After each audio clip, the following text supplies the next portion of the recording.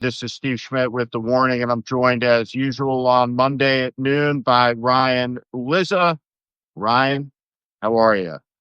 I'm doing okay. Good to see you, man. I was away for about 10 days on a a little road trip in California. So that's why we didn't do this last week. I was camping in Big Sur during our appointed time. And I tried not to watch too much news while I was away, Steve, because I wanted to come back and see what's going on in DC with really fresh eyes. And I've kind of spent the last 24 hours and this morning catching up on a ton of stuff. And when you do that, the shock value of what is going on just hits you all anew, right down to the absolute batshit crazy event that happened in the Oval Office. I just shut it off, but I think it's still going on as we're speaking.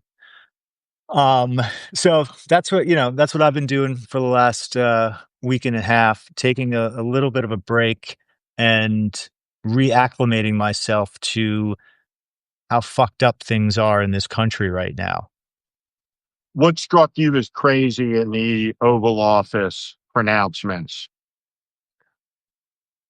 Oh boy. It's just the last time we did this was when he announced the initial surge of National Guard into DC.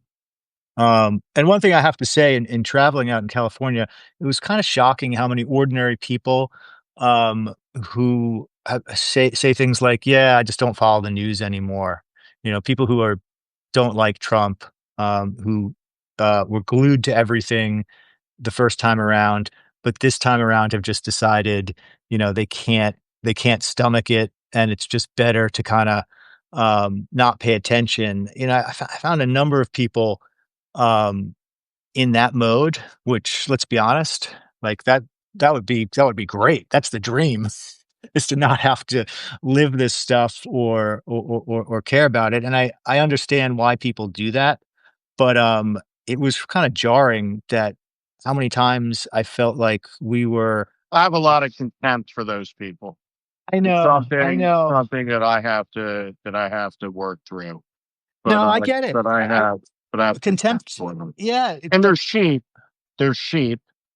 And through their apathy, they absolutely stand on a side, and it's not the side that I'm on. and they can afford to do it in some places. And of course, the issue I think you and I would worry about is you can afford to do that until you can't, until what's happening smacks you in the face, and affects you in a serious way. And I was just surprised at how many people had no idea. You'd say, well, where you're from DC. Always make a joke about, like, people always say, "Oh, I want to visit." And I would always make a joke about how, you might want to wait a few years.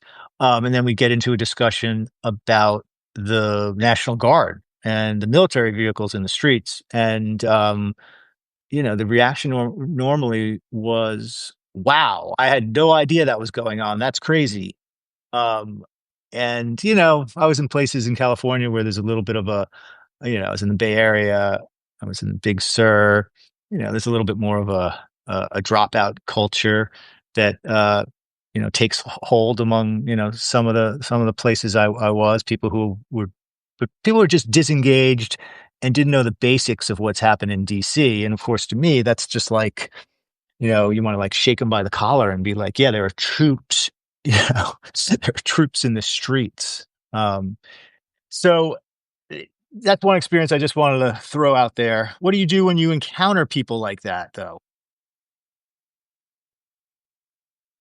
Well, for me, right, this is why Bishop William Barber, the organization that I'm involved in, the Save America movement, and we have more and more people becoming involved in it every day. But I use him as a moral compass because he is indefatigable and lacks the capacity, I think, as a genuinely devout man, a moral man, a genuine faith leader in a time to judge. Hmm. right? I'm not a faith leader by any stretch of the imagination. So I need to get over my judgment of those people, right? And their apathy, and you have to recruit people from apathy to activism, and you can't yell at them, right? You can't scold them, right? Yeah. You can't hit them in the head. And, like I've said, and I've told the story, I was in a big fire about 10 years ago at a Christmas party in a house that was about 10,000 square feet, giant house, about 400 plus people in it. The house burned to the ground, but it was a seminal experience in terms of watching how people reacted to the danger closing in around them. And the danger's closing in. I guess I'd ask you, what's it like to be in DC right now? How present is the army? Is it, you see Yeah. an image, for example, from Columbia Heights where it looks like people are getting marched out, ICE is getting marched out of the neighborhood. But it doesn't give you any scale to what's going on, right? The U Street, right? The U Street Yeah. corridor, do they have a checkpoint, or there checkpoints everywhere? Are there, six Humvees at Union Station? What's going on? Well, look, I've got to be honest. Like I said, I've been away for 10 days, right? And so I've been and catching up on a lot of this now. And so I got in late last night. So I don't want to I don't want to claim that I have, the latest eyes on the ground intelligence. But I've been talking to a lot of people, and I've been reading all of the accounts about what's going on. And I think the first thing is, um, i- this is basically an extension of the immigration policy and the deportation policy right now. Anyone who knows DC knows that there are a few neighborhoods that are heavily Latino, and there are populations with uh, larger undocumented immigrants in those neighborhoods. Place where I used to live, Mount Pleasant, Columbia Heights, and that's where the Trump administration is focused right now. They're focused on rounding up undocumented immigrants, using FBI, all these this alphabet city of law enforcement agencies that they've recruited to do that, and it's causing, so it's causing some real tension in Mount Pleasant and Columbia Heights. I don't know if you can look some of this up, but there've been little spats here and there as these agents wait outside daycare centers, churches, um, uh, uh, people just going about their business in these neighborhoods. People who have lived there for a long time suddenly seeing this infusion of federal forces. So that's one aspect of it. The other aspect of it is you see accounts in neighborhoods that really do have a crime problem and really do have suffered from, like every big city in America, um, not perfect management of the city and policing, right? That's everyone knows that that exists. Nobody thinks, nobody rational thinks the answer to pockets of crime in big cities is to have fucking Donald Trump and Pam Bondi and this group of lunatics take over the city. Um, but there are pockets of high crime in DC. There's frustration in some of those neighborhoods about the fact that you call 911 and it takes too long to get a cop to help. Um, that's an issue. Um, in those neighborhoods, there's no new police presence whatsoever. So you see interviews with some people who actually greeted this intervention with some open arms, who are saying, yeah, they sent in the National Guard and this and that, and they're not in my neighborhood. The same problems exist. Um, so that's a second factor. Where they do have a presence is basically in the safest spots in the city. So you have these these morons running our government doing photo ops with National Guard troops in places like the Wharf, which is, like a $1 billion riverfront development project that has no crime and, but a lot of tourists. Or on the National Mall, which is not a high crime area in DC. And then in a few places that to me just strike me as a kind of like trying to piss off the libs or troll the libs is on the 14th Street corridor and places that where young people in DC go out, and that's where the famous incident of the guy throwing the submarine sandwich at the officer happened. Um, so that's and that's where things stand now, and that's my assessment from just talking to a lot of people, reading everything. He's focused on immigration. He's got troops for photo ops in low crime areas. And the high crime areas where people actually do want some help are being totally ignored. Now we get into what's been announced in the last few days, though, Steve. And so we talked about this last time, Steve. You never know with Trump if this is just some stupid thing he'll forget about in a week, right? And he just wanted the troops here for the PR opportunity and wanted everyone to hyperventilate, and then we move on. Or if it's the start of like one of the darkest chapters in American history where this guy's going to have troops in every city. Um, you know, Today we learn that one, they're authorized National Guard members to carry firearms. And two, which I think is actually a big problem that's not being discussed as much, these 800 troops, National Guard members, DC National Guard members, are now going to be supplemented by 1,200 guardsmen from outside this area, from Louisiana, from West Virginia, from South Carolina, from Ohio. I believe there's one other southern state in there. That's a recipe for disaster. You are going to bring in a bunch of National Guard troops from deep red states. Tucker, hold on a second. Hold on. From deep red All right. states who are not trained in law enforcement. He's okay. That's all right. Hang on a second. All right. All right. You're out, buddy. Yeah, as Chris just pointed out in the chat, National Guard troops are not trained for crime, and so they're escalating. We've now got this new weapons rule, and now we've got 1,200 troops from outside of DC coming in. So, right now, it's a kind of low level boil where the main issue is people being pissed off that they're here at all, and then second of all, pissed off that they're coming in and grabbing.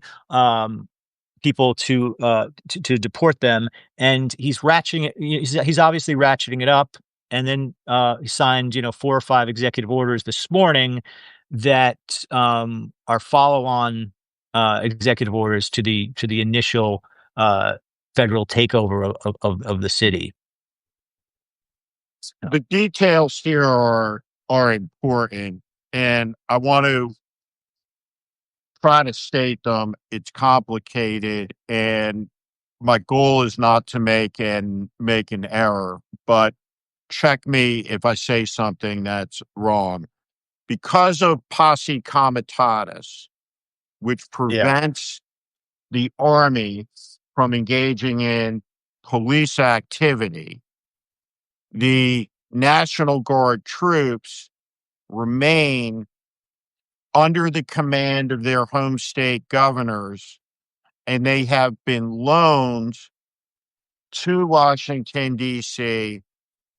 per the federal effort in the same way that National Guard from Oklahoma might go to Texas or vice versa after a national disaster.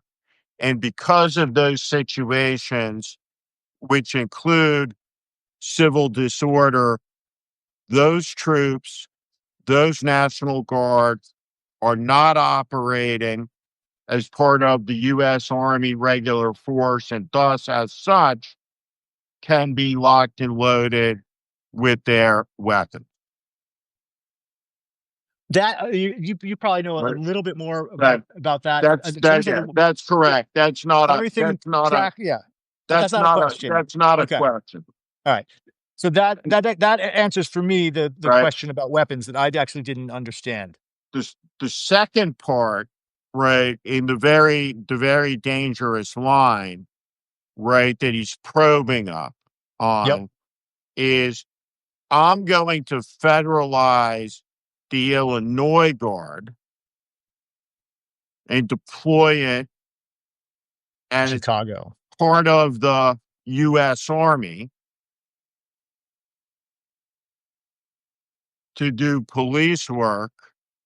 And then if I augment it with other active duty troops, as was done in Los Angeles with the 7th Marines, or in this case, Army forces comprised of National Guards from MAGA-led states who are going to join in an effort to seize the militia that is envisioned under the Second Amendment, the well-regulated militia that a state may have, to coerce it into federal control to be turned as an instrument against the people that it was created to serve and protect. So it's a very ominous moment because you have the assertion of police powers from one faction against the states that are in opposition to the rule of that faction. Mm-hmm. There are many places in Republican cities, including, for example, in the state of Missouri, that are some of the most dangerous places in the country. And yet, Yeah, the murder rates, the top murder rates in the country are all in red states. right, Let's just put that.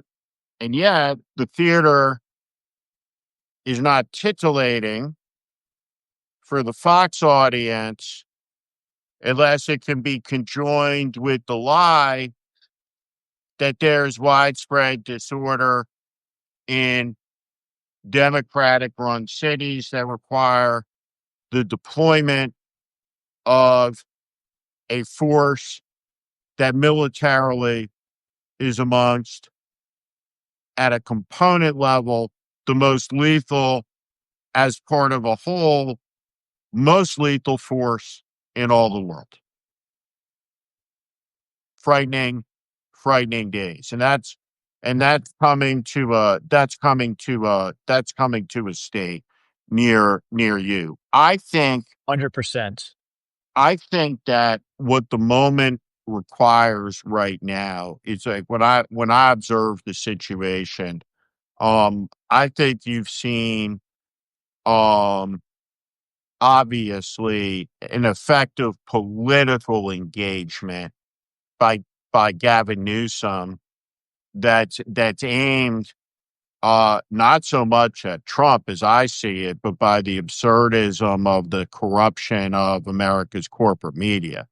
I every time I see Gavin Newsom tweet something out, that's who that is a target of. And he is fighting effectively a propaganda battle on a small slice of terrain against the totality of everything that's happening in the country.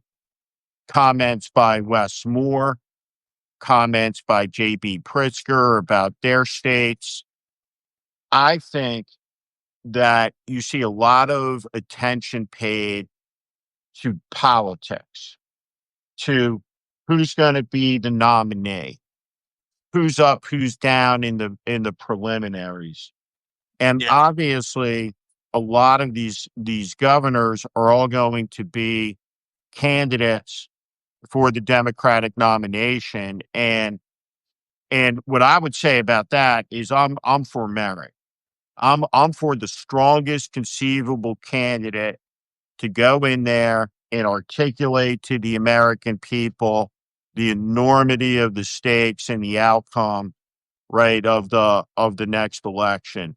And so that should be a fierce, tough competition that after everyone comes back together. But right now, that competition doesn't need to start. What has to happen right now is those leading Democratic governors who will soon be in competition against one another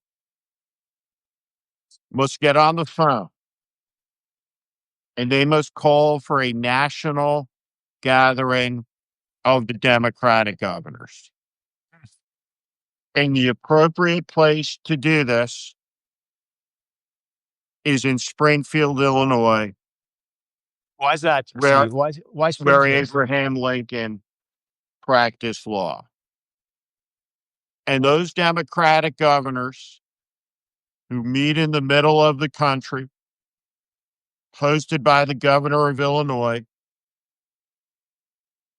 in the seat of Abraham Lincoln's rise in a moral moment, should invite the Republican governors, the few that remain faithful to the Constitution, should always be remembered that one of the great champions of the New Deal and one of the great heroes of the country in the Second World War, the U.S. ambassador to the Court of St. James, was the Republican governor of the state of New Hampshire, a stalwart ally of Franklin Roosevelt, Governor Winning. And he was with Churchill on that night when Churchill learns that Pearl Harbor has been bombed. And so it is up to the governors to come together and to articulate that the foundational principles of the country remain intact. The Constitution remains intact. The rights of the American people remain intact. The Fourth Amendment, the Second Amendment, the First Amendment all remain intact, remain intact, as do the Eighth Amendment and the 14th Amendment. And there must be a simple articulation of the following things: American rights, why we have them, where they come from, and how they have been maintained. There needs to be a simple explanation of what is happening, why it is unacceptable, why it is opposed, and why it must be stopped. And there must be a rallying to a great cause, which is liberty against an arrogant, officious, out of control federal government that is drunk on their arrogance, enamored of their shame, and thirsting for conflict with the people who trusted them. And there is no force more powerful than the moral force of the American people united in defense of our rights and our freedom. And so, time to start talking about what it is we share, the faith we have in the things that we share. First and foremost, a constitution of the people, by the people, for the people, written and passed down and amended many times so that we may be free and that our kids may be free. And it's up to the governors to do that because the leadership of the Democrats in the Senate is one, not capable, two, seemingly disinterested, and three, deeply, deeply committed not to the opposition of Trump at the senatorial committee, but for the preservation of Chuck Schumer as majority leader, first elected to office in 1975 when I was 5 years old. My hair was blonde and curly. And so, I and, need to see the and pictures. here we are. And here we are. All And right, here. so this is all right, Steve. This is a fascinating idea. So, where's this? Who's? How far and wide have you spread this so far? I'm just talking And about it, but it seems yeah, obvious to me that the nation's Democratic governors must convene. They must yeah, convene, right? absolutely. Yeah, I want people to understand, right, that you have the right, you know, in a random search to say, with your window cracked, um, to the cop or the federal agent, do you have a body camera operating? Identify yourself. I want to advise you that I don't consent to any searches and seizures under the Fourth Amendment. yeah, Know your rights, right? They're not at the whim of Donald Trump, and they don't come to a point of suspense because someone points a weapon at you. Those rights come from a higher place. And that's why this is a moral moment. Talked about Bishop Barber earlier, talked about the Save America movement, talked about a growing roundtable of people coming together. Freedom is a moral proposition. Liberty is a divine gift. It doesn't come, right, from the indulgences of our politicians. They are not our parents. They are not born above us. They're not elected to rule us. What is happening has to be opposed at a moral level, at a functional level, has to be resisted, has to be covered, has to be reported on. So, for example, one of the signal failures that I would say is that I can't tell you, as someone who reads a lot of news, who is the preeminent reporter covering what is happening inside the FBI. What what is it? And I don't mean to disrespect anybody's vocation, but the reduction of the FBI agent to some type of mall cop, yeah, right? I had a lot of admiration for FBI agents, as in, wow, that's an impressive achievement to become a federal agent of the Federal Bureau of Investigation, right? Recognizing the abuses in the history. But this was something, there are a lot of TV shows. Let me ask you a question, right? As you have the FBI out harassing people all over the country on the street, how's it going to work out for Paramount and all these companies with all the cop shows? Right? They just land a little bit differently to me, yeah, yeah, right? In an occupied country when the army is out, at least in parts of it. yeah, So so right now, right, there's a lot of division in the air, there's a lot of anger. And what the Democratic governors have the moral authority to do, have the democratic mandate to do, is to say, we do not cede an inch on our positions with regarding the freedom of speech. The right to be undisturbed, free of illegal search and seizure. Donald Trump is cratering the economy. There is a surge in the cost, as anyone here who buys vegetables or produce knows, in their cost. The crops are rotting in the fields. The people are afraid to go out and pick them. Yeah. And the squeeze is going to get tighter and it's going to get tougher. And there is no place to sit it out. And each day there's going to be more and more people who have no choice but to engage in the only means we have to make it stop, which is with peaceful, nonviolent protest, strikes, and ultimately the vote. And people will try to say,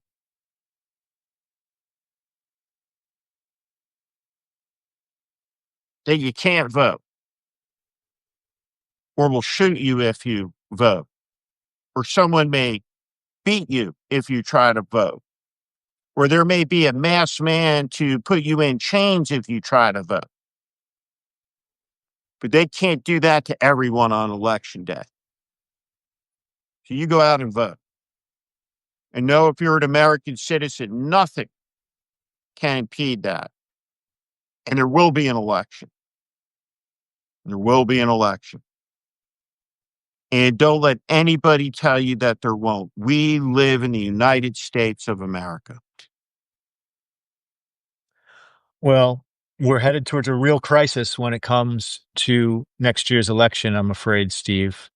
If the path we're on right now, the gradual ratcheting up and increasing of National Guard troops in major cities, if that continues, as ICE continues to hire an extra 10,000 agents with the super funding it got from this legislation that passed earlier this year, we are looking, and if Trump continues to flirt with these, this idea that he's going to federalize and take over um, the state-run elections. He has no legal basis whatsoever to do Yeah. so. None. Zero. I- Pretending he does, to me, Yeah. is grounds for impeachment. That being said, Well, I mean, look, saying yeah. saying we're going to impeach him and get rid of him is as equally fantastical as him saying, I'm going to take over the state elections. He has no right, no lawful ability to take over any election anywhere. And it ought to be put to him and his people on a daily basis, along with the question of what they suppose happens Well, when they announce there's no more elections. And well, the yeah. last one was the last one. And the last word was MAGA. Because you know what?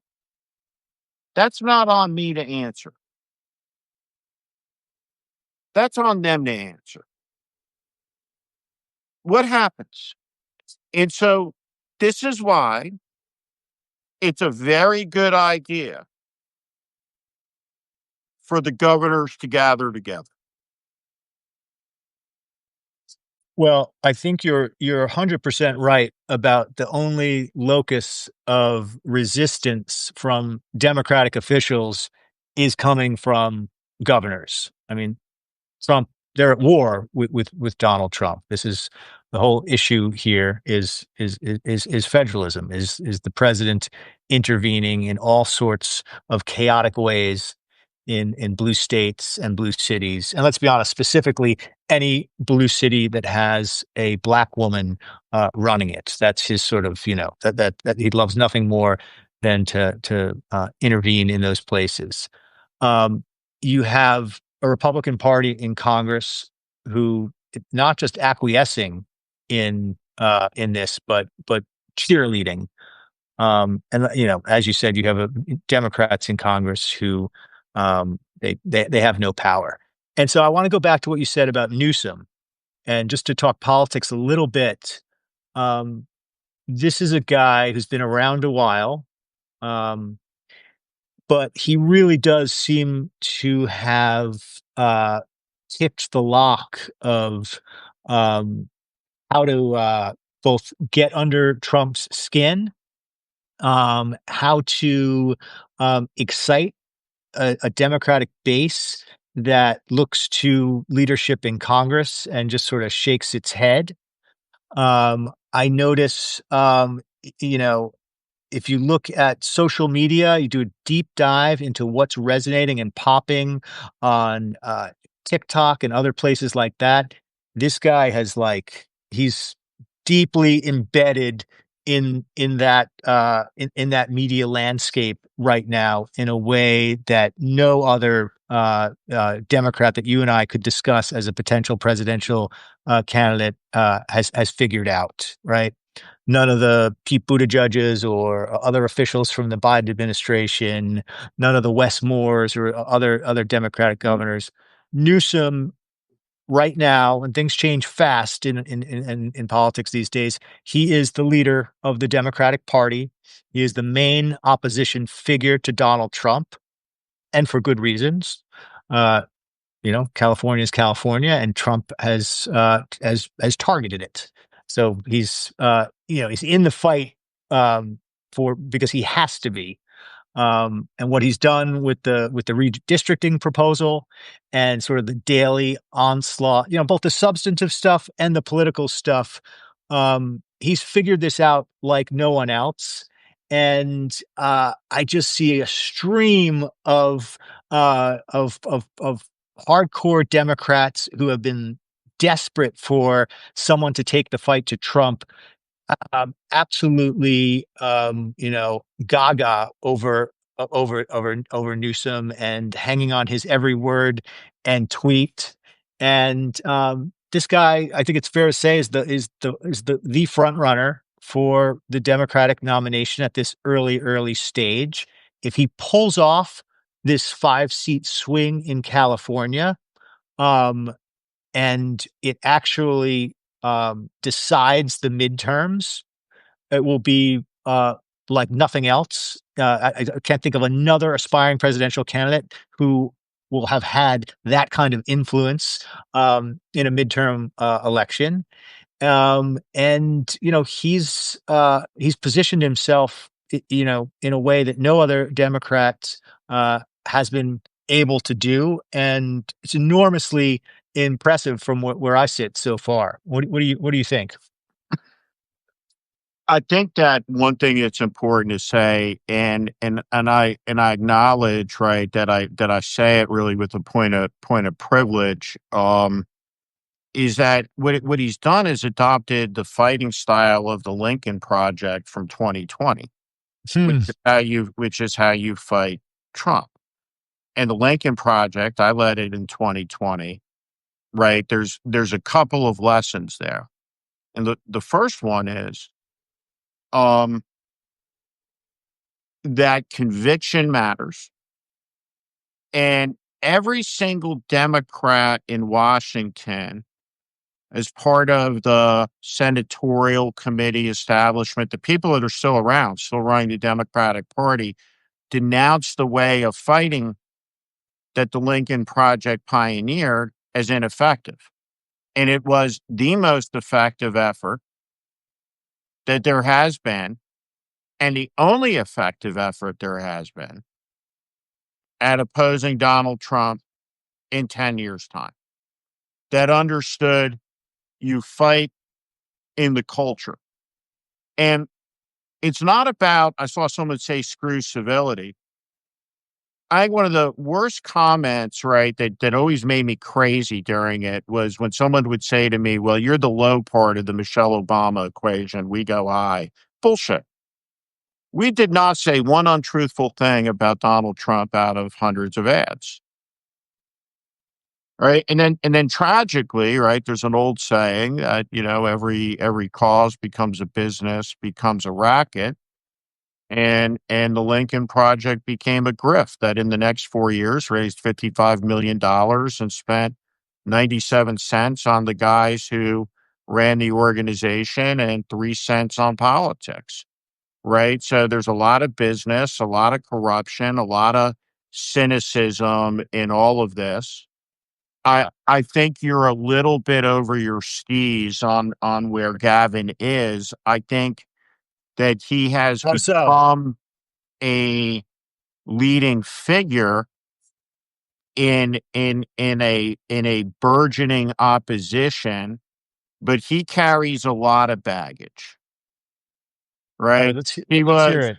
He has a silver star, right, with clusters in 2024 gaslighting. The brand of the state and that version of governance in the country has not been popular.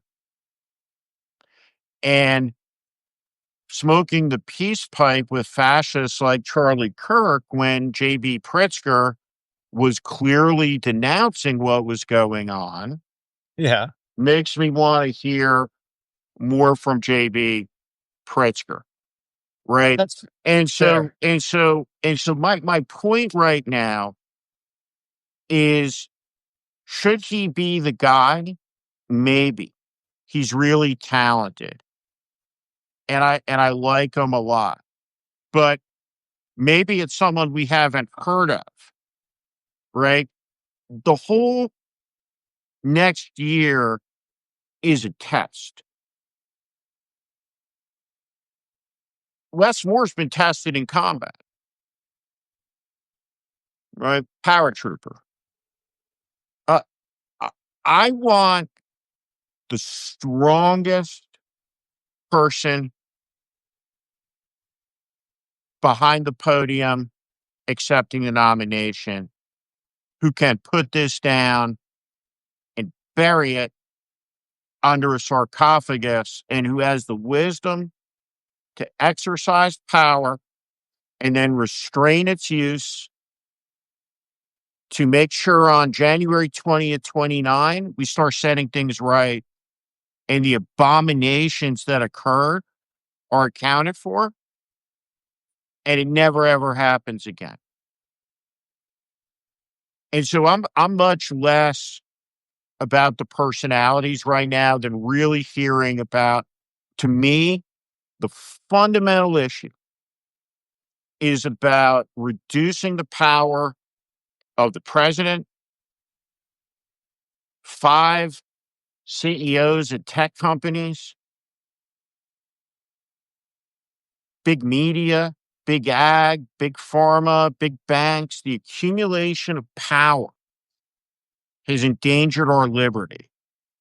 At the same time, we have decimated the middle class and we have a rising surveillance state and a technology state at the dawn of AI that nobody is talking about in terms of how do people live a happy life. We Mm, wonder like why our communities are falling apart. Mom and dad can't go to the PTA meeting if they have to have 7 jobs and drive an Uber between them. yeah. Simple as that. Y yeah. Alright, no, that's fair. Look, there's not gonna be there's no perfect, figure, there's no perfect candidate. So, you throw out a name, and I'll run through all the, oppo on that person, and we could spend 20 minutes on Gavin Newsom's He's history and stepping up. politics, He's and stepping up. yeah, but he's stepping up, and he's doing it.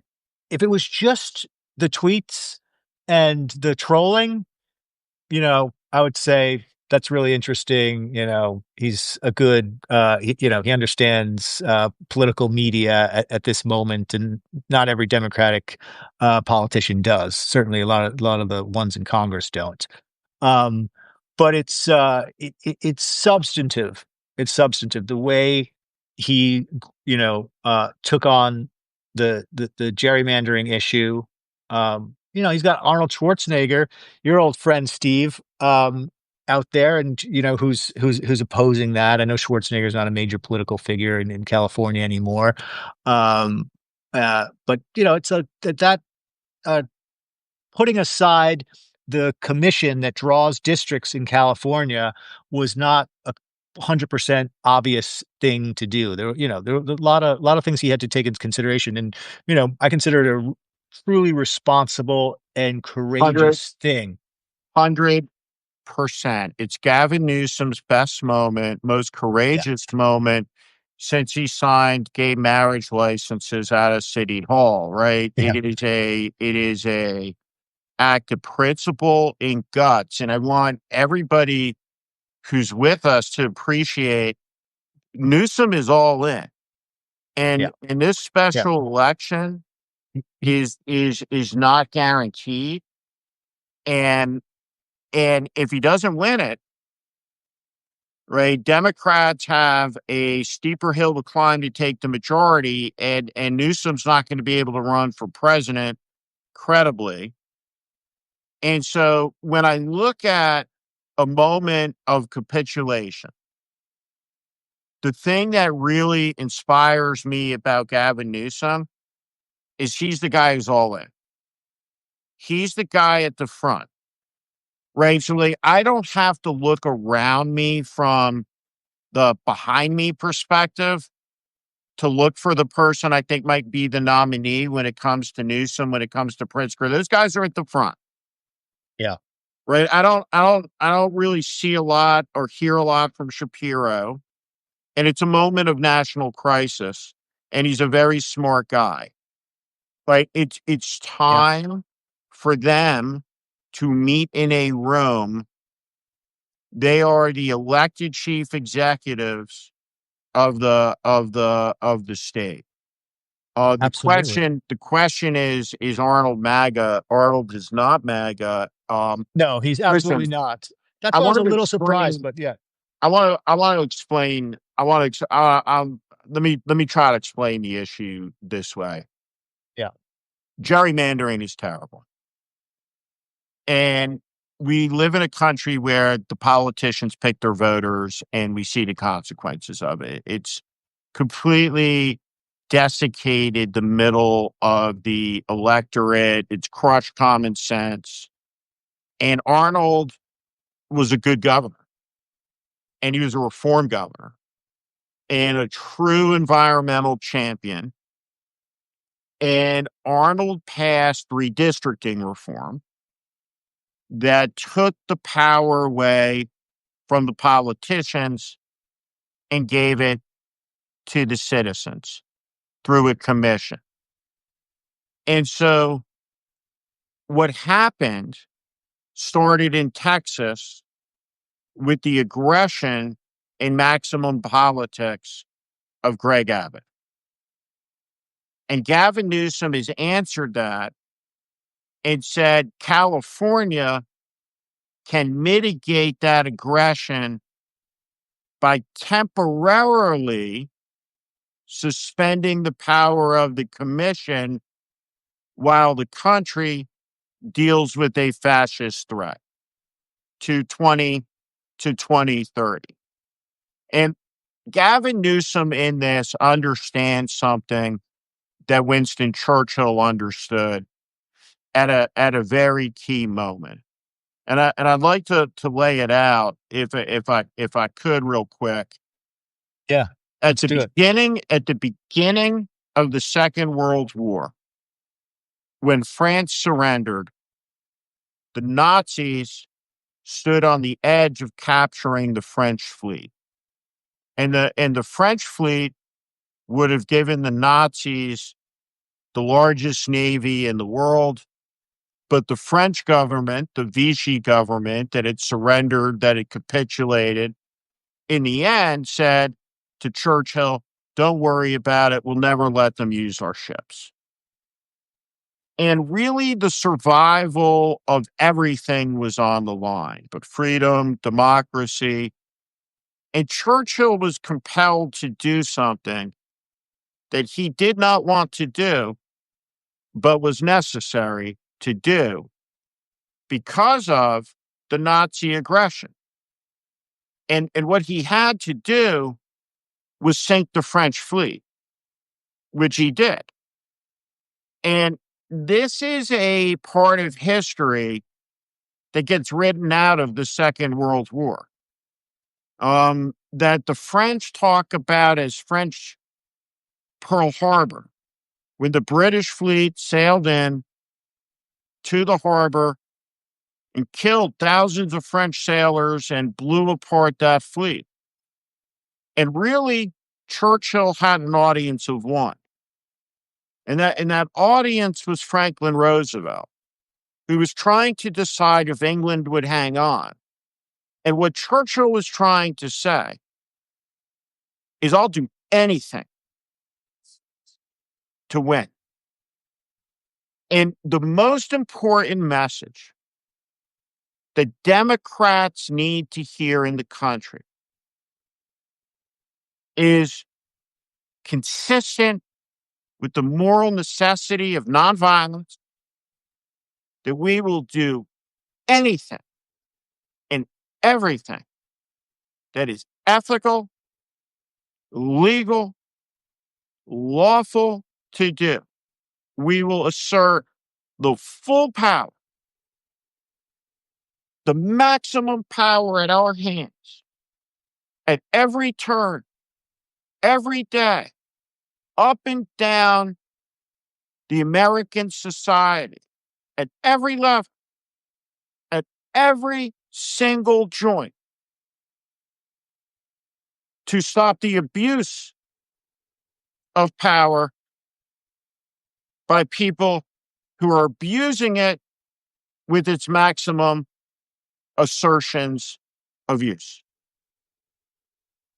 Utterly necessary. And Gavin Newsom is the first person unequivocally to me who's at that line. Yeah. He's joined the fight, and he's doing it in both on substance, and which and you know, that's obviously important, but the second one is almost as important, is understanding. You know, I barely understand it myself, and I live in this world, but understanding modern political media in a way that, you know, that Trump does. And I think you're absolutely right, Steve, that it echoes the early Lincoln Project approach to how to get under Trump's skin, but also, you know, get your share of the attention economy. And to me, what's really interesting about Newsom is it's not he's most Democrats still have a mainstream media strategy that they learned about, you know, 20 years ago. And they still think that the traditional cable and print venues are, you know, where they can capture the imagination of the public. And that hasn't been true for a while now. And you know, Newsom is, you know, he gets the algorithm, you know, he's picked the lock of that in a way that, you know, Chuck Schumer will never be able to do. Um, and you know, that to me is if you're looking at the Democratic candidates who are running in that primary, you know, I hate to say this, I think it sucks that we've come to this point in politics, but you need to find a candidate who understands that world. And you know, I don't think that's a great development in American society, but it is absolutely You have to meet, necessary. you have to meet the American people where they are. like you said before, it's about these a lot of these guys just know politics. They don't know culture. And Well, as I would argue anyone working at a political committee in Washington for the Democratic Party doesn't particularly know politics either, right? They're the part of the crew that's lost to this insanity yeah. twice in 10 years. Well, and a lot of Right. people, a lot of those people grow up in as hill rats, and I don't say that in a pejorative way, and they understand congressional politics, which is a very different world. The inside game of Congress, very very different than presidential politics. And Trump beat two of the most experienced Democrats. Because they and their team didn't really understand modern media, and Newsom gets that. One thing, Steve, we should talk about. I just can't leave without ranting about what happened in the Oval Office today. And I said at the top that like taking a little break and not paying attention to everything, does give you fresh eyes. Um, and the coverage of what we witness on a daily basis with Trump and the people around him is so disappointing. Um, if this were another country and you dropped in and you saw what I just saw for an hour on your TV with the top leadership of the country carrying on the way that they carried on, you would think you know, everyone running the country was an absolute fucking lunatic. No, they And are. They I definitely are. see I see these reporters sitting there watching it with their mics, politely waiting, and then asking questions sort of untethered to like, what the insanity that they just witnessed. And I know everyone who's watching this knows all of this, but you absolutely, and I know it's a cliche, been a cliche for a decade now about normalizing this stuff, but it is more absurd every single day. You have a malignant narcissist sit in the Oval Office with a group of people who, when they talk, have to stroke his ego constantly. He sits there and tells one lie after another, making up shit about crime in Washington, D.C. Yes.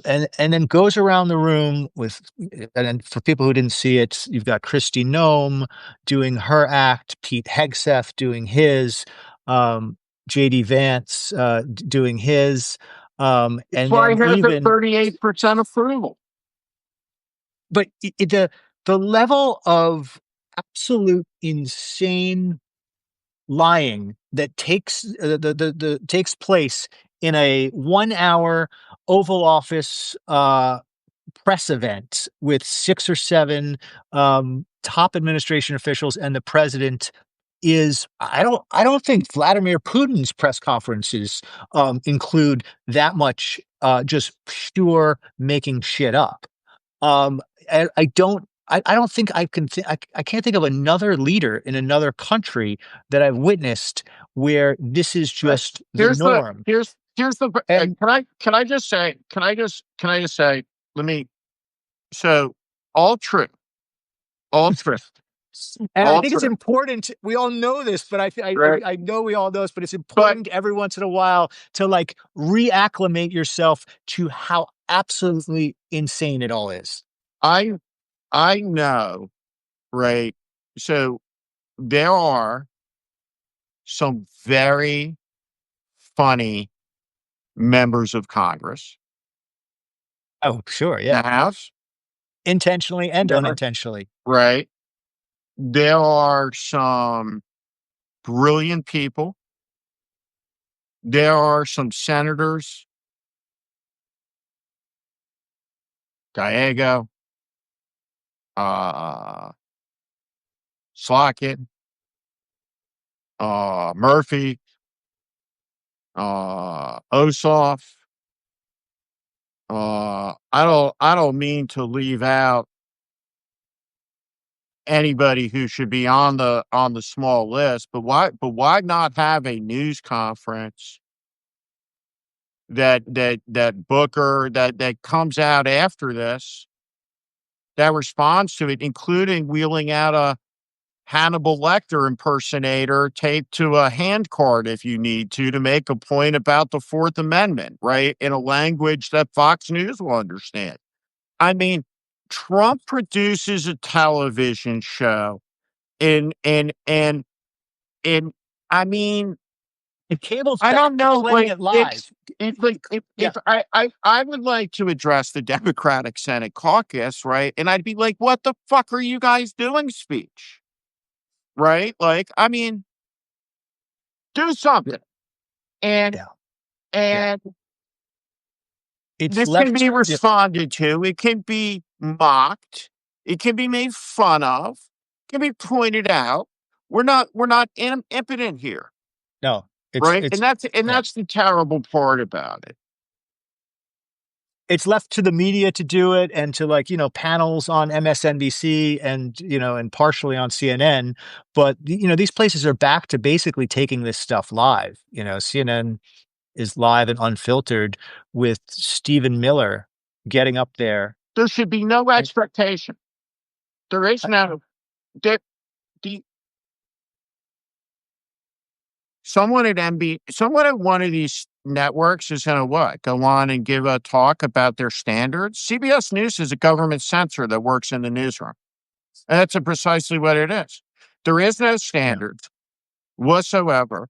There are bylines and individuals, people of enormous integrity at all of these places. There are reporters inside the Washington Post with tremendous integrity, right? But they have to be judged individually, right? There is no institutional integrity. There is no network standard, right? There is no institutional anything. It all collapsed. yeah, It's gone, absolutely. right? So you have to build integrity and standards back from the ground up.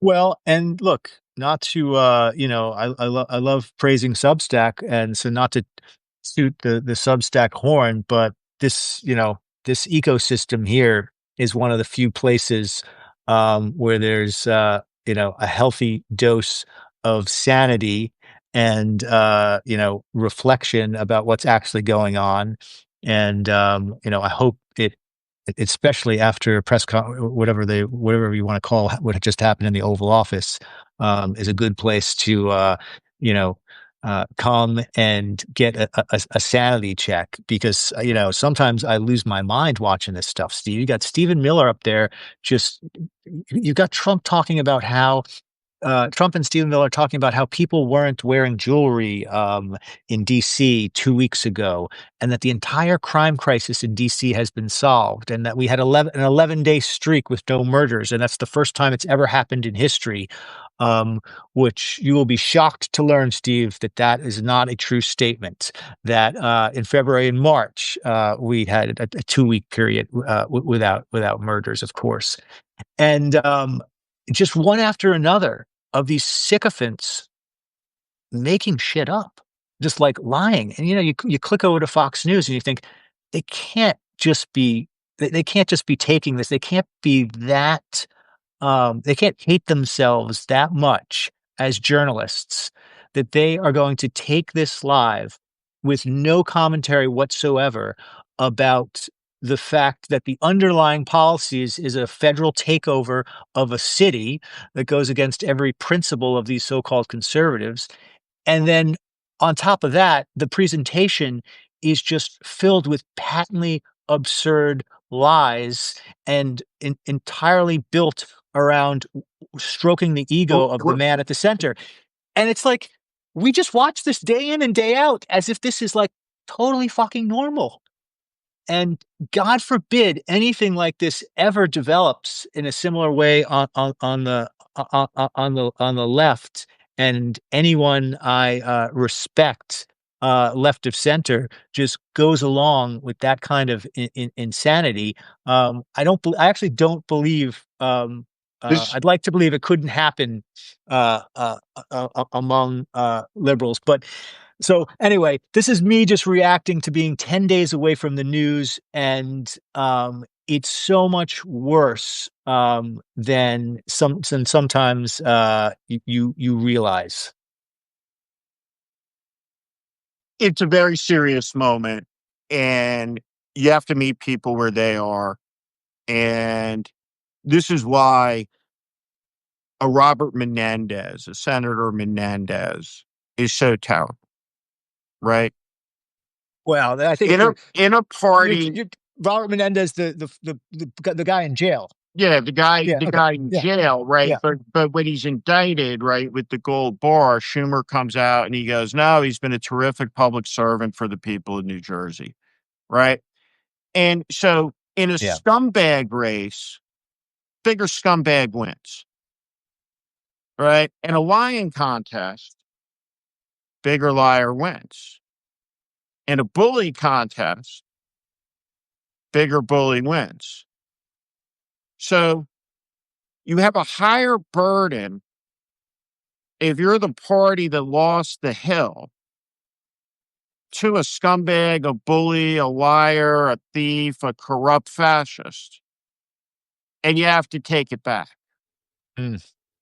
You have to be for better, and you have to live higher standards, because the very first thing that has to happen is iron handed, fisted ethics reform legislation that serves the people of the country. And there has to be a plan for that moment at noon on January 20th of 2029. And we're over time, but this is very important. No, I think this is very important. And This is very important. And I'm gonna say something that a lot of people laugh off. And I've said it a couple times, but I'm as serious as a fucking heart attack about it. Trump is going to get his Qatari plane, and he's going to desecrate the paint job on Air Force One with his new scheme.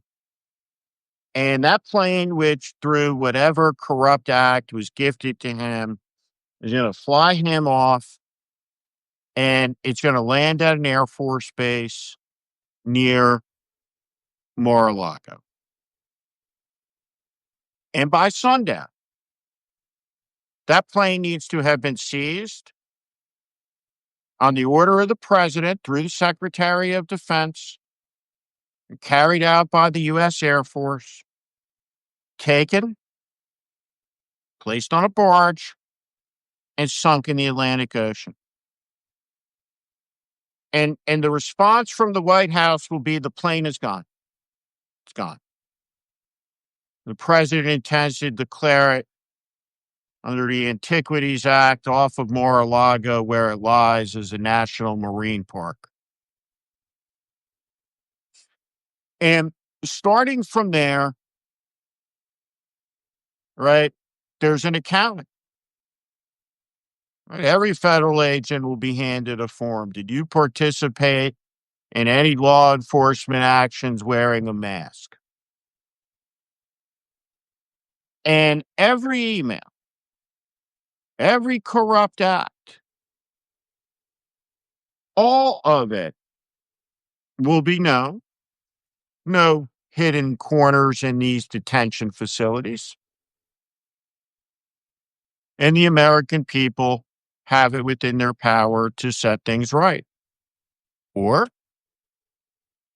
to live like no American has ever lived, which is under the boot, at least in the modern era, right?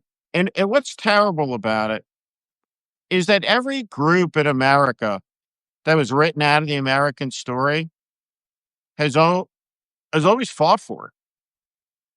And now they're like their descendants. Oh, we're going to surrender it to Trump. It's pretty incredible. no, well, we're not going to surrender it to Trump. And my you know, my big point today is, and I know you know this, but everyone watching is, don't get used to this. As soon as you get used to it, that's when you give up the will to oppose it. Don't get used to it. It is as absurd and ridiculous as you believe it is. And the gap between what is happening in front of our eyes and the way it's described in most journalism is a chasm. And I know a lot of my fellow, former colleagues in the mainstream media are doing the best they can, but where they're really letting us down is in describing the daily absurdity, insanity, lying, the sort of just total cartoonish circus-like culture that is that Oval Office on a daily basis. And you know, don't uh, don't get used to it. So, the great conversation as always, Steve. Yeah, yeah. I'm just gonna close out if I could. I'm gonna share a story with the 1,600 people we have on that I heard first from Bishop Barber. And he talked about Frederick Douglass, who, after the Dred Scott decision made under a terribly corrupt Supreme Court, Frederick Douglass was deeply depressed, and he was a very religious man, a very pious man, and he thought that that was it, lights out. That in fact the rights of a black man in America had been eradicated totally in the decision, a terrible regression. And his friend Sojourner Truth looked at him and said, "Frederick, is God dead?" And Frederick Douglass immediately, called out by his friend, and a man who held himself to high standards, understood that by those standards he had committed an act of idolatry, that he had put his faith in the institutions of men, Mm, not a higher power. He trusted a Supreme Court, right? He trusted people to do the right thing. And so Frederick Douglass sets about preparing an oration, because there was no Substack and no Twitter or any of it to immediately dispose of his thoughts. But he gives this speech, and he desecrates in that first part of the speech the decision, and he condemns it and the evil of it. But then he raises a question that we have to think about now. And he says, but what if uh, the decision is a necessitous link in a chain of events that will bring about the end of the whole rotten institution, but we can't just see quite how that will be yet. mm, And within 8 years' time, slavery was destroyed forever in the United States. And so, in all of the dark moments in the history of the country, the days have been just as they are now, right? Long, 24 hours. You know, as the saying goes, the days are long, the years are short. But those seasons of doubt didn't play out in a 2-hour movie increment, right? 1942 lasted as long as 2024 did.